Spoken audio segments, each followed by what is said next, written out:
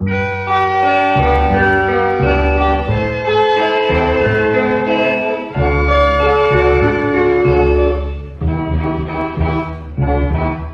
ខេត្តសៀមរាបប្រៀបថានៅសតកាលខ្ញុំប្រតិទ័នការបាត់ដំប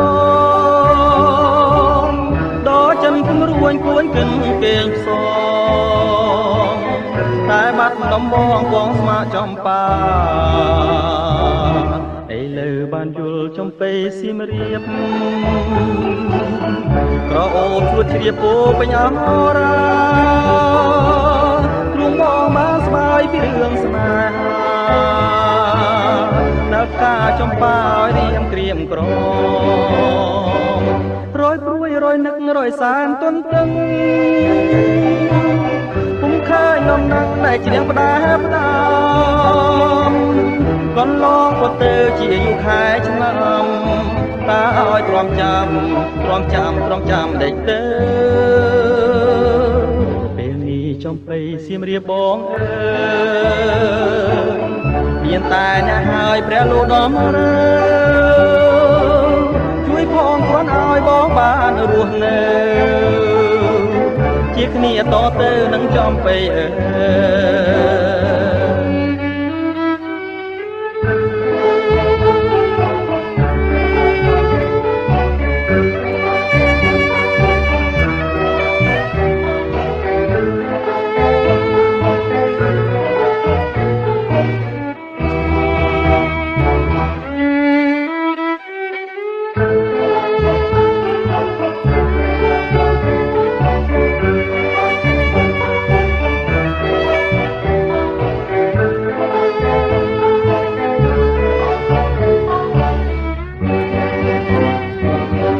យព្រួយរយនឹករយសានទន្ទឹង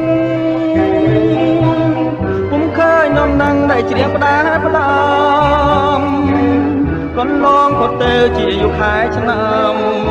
តើឲ្យទ្រាំចាំដេចទៅពេលនេះចំបៃសៀមរាបបងអើយ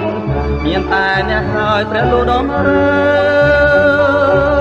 ជួយផងគ្រាន់ឲ្យបងបានរស់នៅជាគ្នាតទៅនឹងចំបៃអើយជាគ្នាតទៅនឹងចំបៃអើយជាគ្នាតទៅនឹងចំបៃអើយ